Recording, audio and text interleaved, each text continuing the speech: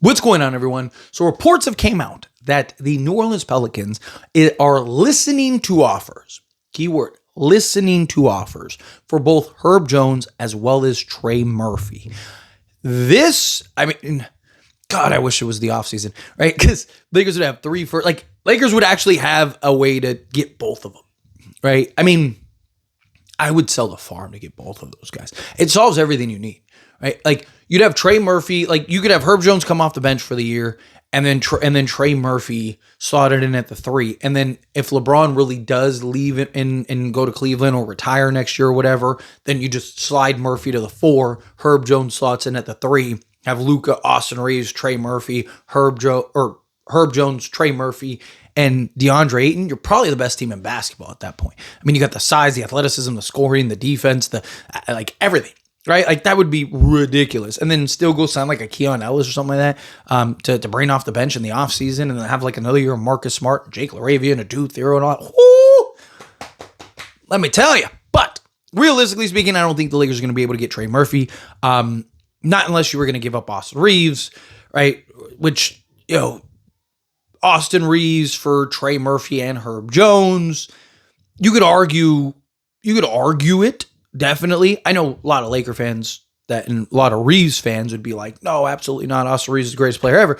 But, you're talking about, again, solving your long-term wing depth. And you're talking about like 2 of the premier 3-and-D guys. And Trey Murphy right now is playing like an all-star level play. The guy can self-create, can defend, can shoot, can, basically do everything. Right? And that's the thing. Like, you need somebody that could self-create alongside a Luka Doncic. Well, Trey Murphy could be that for you. And then also, you could still, go get a Keon Ellis or something like that. Imagine like Luka, Keon, Herb Jones, Trey Murphy, and DeAndre Ayton. Again, you're probably one of the best teams in all of basketball, if not the best team in all of basketball. Or if Adu Thero, say he actually becomes something, right? You could go Luka, Herb Jones, Adu Thero, Trey Murphy, and DeAndre Ayton. Again, you're probably one of the best teams, if not the best team in all of basketball. So I do think that there is an argument. Realistically speaking, I don't think the Lakers would do it. So again, I don't even think it's really worth entertaining, right? But in the offseason, right, fingers crossed, they don't trade Herb Jones to us this deadline and then go after Trey Murphy in the offseason when you have 2 more firsts, because you probably have to give up a first to get Herb Jones, but you'd have 2 more firsts plus cap space and everything else to maybe go make a play for Trey Murphy. But, Trey Murphy, he's making $25 million this year, 27, 29, and then 31. So he's actually under contract long-term and cheap enough to where it actually makes sense. You could trade for him, makes sense. Again, a long-term answer. He's 25 years old. He won't be 26 till the Lakers win the NBA Finals, right? Which is great to see. And then same thing with, Herb Jones. Herb Jones. He's somebody that he's on the final. He's actually dirt cheap to trade for right now. He's only making like $14 million this year. But then he gets into his new contract. 2027, he'll make $20.8 million. 2028, 2029, $22.5 million. And then 2029, 2030, player option for $24.1 million. So again, another guy that is going to be on a reasonable contract long-term for a team like the Lakers. He's 27 years old, so a little older, but still a guy that fits kind of Luka's timeline, fits the long-term timeline, a guy that can slot in, be your slotted in 3-and-D wing. Herb Jones, again, I think is the most realistic. I still kind of question how, I think he's the more realistic out of Herb Jones and Trey Murphy, but I question how realistic Herb Jones is, period, for the Lakers. Trey Murphy, I think, is out of the question this season. Again, in the offseason, the Lakers could, I think, easily get either of these guys, if not both of these guys. Because again, you have several picks, and you'd have like 3 firsts, like I think 4 pick swaps, 2 seconds, I think, because another one I think would open up. Like you'd have plenty to go and like really make a play for a Herb Jones and a Trey Murphy. Right? But right now, Lakers are very limited. Right. And, the problem is too, is like you have a lot of competition for Herb Jones. You have guys like, even teams like the Warriors are expected to heavily pursue Herb Jones, and they could do something like a Jonathan Kuminga plus a first for Herb Jones. Like, unless we're giving up like an Adu Thero or something, are we able to beat that? Like, what are we beating that with? Right. Jonathan Kuminga's young, long-term, grow development guy. Right, you could argue, well, Rui is better and whatnot, but not for a Pelicans team that if they're trading Herb Jones and guys like that, they're not trying to trade him for, a less, a worse fit. They're trying to trade him for a younger guy like a Jonathan Kuminga that has upside and potential and versatility and can slot in either forward spot and all that stuff. So I worry, if I'm being honest, about how realistic a Herb Jones trade is.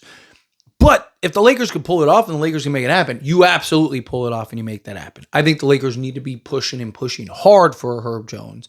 And you never know, right? Like, things can work out. You got a couple pick swaps. The problem with pick swaps, though, is that usually a team takes pick swaps because they're expected to be better than you are by the time that those convey, right? So, like a team like the Pelicans, are they really looking at it and going, yeah, we're going to be better than the Lakers in 3 years? Probably not. Right, like, especially with Luka and Reeves and Herb and Ayton, right? You have 4 guys that basically are all going to be around for the next 6+ years, right? So, could they maybe like a 32 pick or something where it's like, yeah, we'll be better than them in 6 years because by that point Luka will start aging out and all that stuff. Then sure, maybe, but it's a tough spot for the Lakers to be at. And I also think the Lakers need another second tier wing. So it's like if you give up your first and then your second and everything like that for Herb Jones, which you do, I want to be clear, you do if you can. It's tough because is Herb Jones by himself enough to put this Lakers team over the top? Maybe, right? You never know. Again, don't underestimate the value of a player or two. But I really think the Lakers need him and then like a second tier guy. Again, like a Keon Ellis or something like that. Somebody that can slot in, play that role for you off the bench, but start in a pinch. Somebody, Austin Reeves gets the night off, start Keon. Luka gets the night off, slide Reeves over, start Keon. Herb Jones gets the night off, right? Luka, Austin Reeves, Keon, right? Like something like that. Again, just using him as an example, or like Matisse Thybulle or something like that. Lakers need to get the athleticism and the defense and the more than just like a Herb Jones. But Trey Murphy, if you get Trey Murphy, he's probably one of my favorite wing options that Lakers could get, period. Again, given his age, his youth, how well he's playing, how good he looks. He's under contract long term. So you'd be able to get a guy that you'd have for, basically Luka's entire timeline and maybe even a year or two after, depending on how gracefully he ages, right? Like, a guy that can, again, is already looking like an all-star level player, already looking like, hey, there might be like star level talent there. Guy that just, again, is playing on a team where he's basically the only guy. He's the best player. He's out there doing all the work and everything because no one can stay healthy. And so, he's somebody that like I'd love to see on a good team. Like, what does he look like on a team like the Lakers? Like, imagine him slotted alongside Luka, LeBron, and Austin Reeves. I just think he'd be in paradise, right? Going from the Pelicans to that. And I think he'd be ultra efficient, knock down the 3-ball score, right? Again, you give him the basketball at times. Somebody gets the night off. He could play multiple positions. He could defend multiple positions. He's size, length, all of it, right? So he's a guy that I just think would be ideal for the Lakers. But again, realistically speaking, I don't think the Lakers have a real shot at Trey Murphy, at least right now. If the Pelicans don't trade either of these guys, if I'm the Lakers, I am pushing hard for them in the offseason, right? If they don't trade them, like this trade deadline, like fingers crossed, if the Lakers can't get Herb Jones, like Lakers need Herb Jones and Trey Murphy to be there at the trade deadline, right? Obviously, we want Herb Jones on the Lakers at the trade deadline, but I'm saying if they don't trade him to the Lakers, we need them both on the Pelicans at post-trade deadline. Because if that happens, then now, again, depending on what the Lakers do, they might have the assets to get both of them. And if I'm the Lakers, no matter what you do, I think there's an argument to be made to go, what you would trade to go get Giannis, just go get those two. Seriously. Obviously, look, Giannis is Giannis, and you have a chance to get Giannis, but both guys are younger, more long-term answers, and it solves all of your issues. Literally everything, all the issues the Lakers have right now are solved with Herb Jones and Trey Murphy. You have two of like the better, younger 3-and-D wings in basketball. You got a guy that still has star potential that can slot in beautifully. You have your starting 5 for the next 6+ years. all these guys would be incredibly they'd have a ton of value trade wise. So if you ever did need to get off of somebody, or, say a dude Theo really just starts to, it's like, dude, he's got to be our starting three. Well, then you just trade Herb Jones, right? Like, or trade Austin Reeves at some point and get a crazy haul. And then, like I mentioned, have a Luka Doncic, a dude, Herb Jones, a dude Theo, Trey Murphy, and a DeAndre Ayton, or say Trey Murphy just like becomes a superstar, and it's like, man, like, let's get off of some of these guys. Then again, like it gives you the flexibility. So I think that'd be best case scenario. Again, realistically speaking, I don't think the Lakers have a path to get them this year, but in the offseason, I think the Lakers could realistically get both. It's just, will they both be there? Hopefully Herb Jones is already on the Lakers, and then the Lakers can kind of recircle around for a Trey Murphy.